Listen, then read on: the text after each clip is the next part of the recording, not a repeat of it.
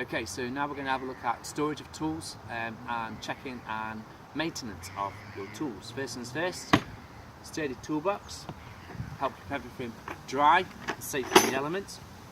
We'll have a look at the knife first of all. Here's a sheath knife. First thing you want to check is the sheath nice and safe? Does the knife stay in the sheath without falling out? And this one does. And then you want to have a look at the blade. Okay, is there any corrosion on the blade? And on the cutting edge, are there any nicks and bumps and things which could affect its ability to cut? Also check out the handle. Does it look safe? Is it firmly attached to the blade itself? Now, this blade is relatively new, and if I tilt it like this and have a look to check whether it's sharp or not, some people will use their thumb to feel the blade. That is both not a good idea because it doesn't really show you how sharp the blade is, and also if it is sharp, you could cut yourself. Best thing to do, hold it up to the light. If there's any flat parts on the blade, you will see it reflecting, and then you know how to sharpen it. So rather than being like this, a nice sharp edge, it will be flat and your light will be bouncing off there. I will show you how to sharpen the blade in a different video. Okay, so next we're going to move on and have a look at the loppers. Here are the loppers. Make sure the handles are sturdy, make sure there's no play in this joint here, and again it's the blade we're checking. Is there any rust? Are there any nicks and cuts and bumps that could affect its performance and therefore its safety? This one's looking pretty good. Next we'll have a look at the bill hook. Similar to the knife, you want to be checking the handle. Some bill hooks will have a cover on, this one doesn't, and it's looking to get in one. It protects the blade while it's being stored, and also when you're moving it around. So you're looking at this cutting edge of the blade. Again, you're looking for any sort of nicks and bumps, any corrosion on there, which will reduce its sharpness and its safety as you're using it. This one is looking pretty good. I'm looking for those little flat patches where the light's bouncing off to give it an indication that it might not be sharp. It's looking pretty good to me. Okay, next. Wait, stop. Okay, next, bow saw. Here's a bow saw.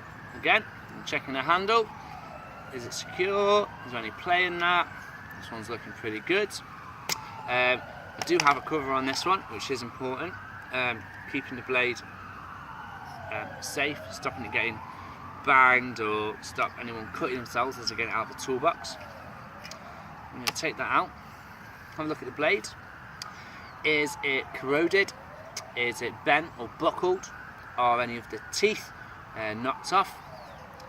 Which this one isn't. We're going to have a look at the sharpness of the blade. This one's looking pretty good. However, if it wasn't, you may want to sharpen the teeth individually using a file, or as I'm going to show you now, we will be changing the blade. With this design, you lift this lever down like so, which releases the blade on this side and allows you to slide the blade out. I'll put this blade away, swap it for a fresh one,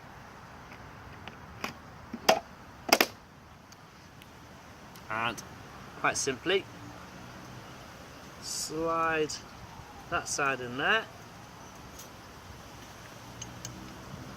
reattach at this end and close the lever. There you go, brand new blade. Cover on, back in the toolbox.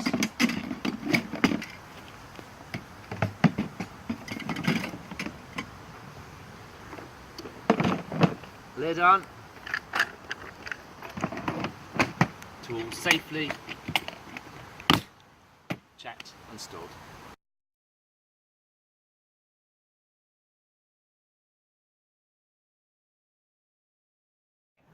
Hello, we're going to have a little look at sharpening a knife today. I have two tools to help me sharpen my tools. First is an oil stone. We have a coarse side and a smooth side. The next item I have is my diamond stone.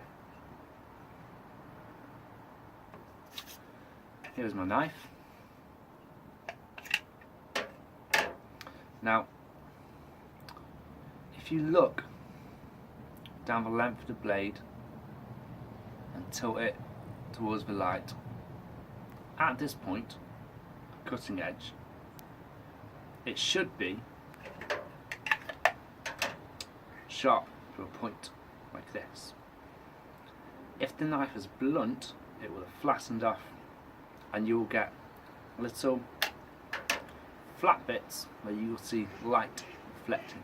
Some people test the sharpness of knives by using their thumb across the blade. It's not the most accurate way, and it also runs the risk of cutting yourself on it. Now, this blade is relatively sharp. If it was a blunt blade, I would use the rough side and then the smooth side of the oil stone. I don't need to do that. I'm just topping up today, which is why it's important to do it regularly. So with diamond stone, there is a slight problem with the diamond stone. It doesn't grip very well. What I tend to do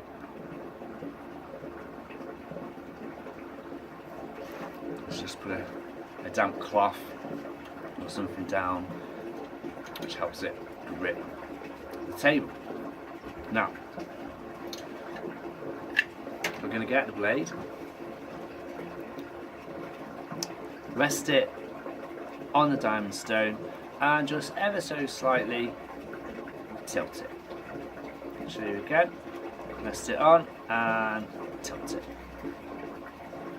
Okay, I'm just going to run the knife down the length of the diamond stone.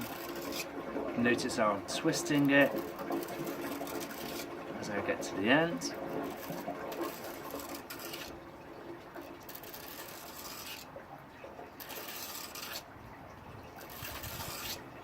And I'll do that 7 or 8 times.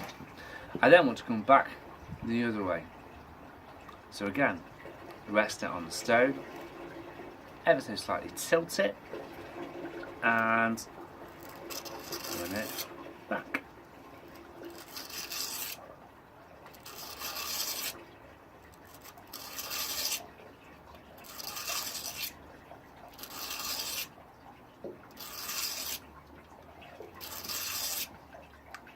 Seven or 8 times. Now I'm going to do it alternately.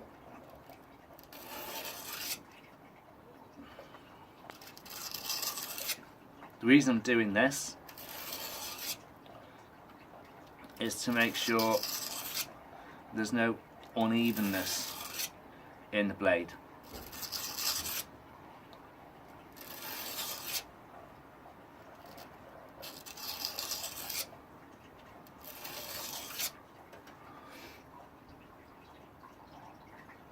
Look down. Are there any little bits of light bouncing? And that looks pretty sharp to me. You can use similar techniques on bill hooks and also on axes. With curved blades, sometimes it's useful, you can get sharpening stones like this that are round, and they allow you to follow the curve of the blade a little bit better. Thank you.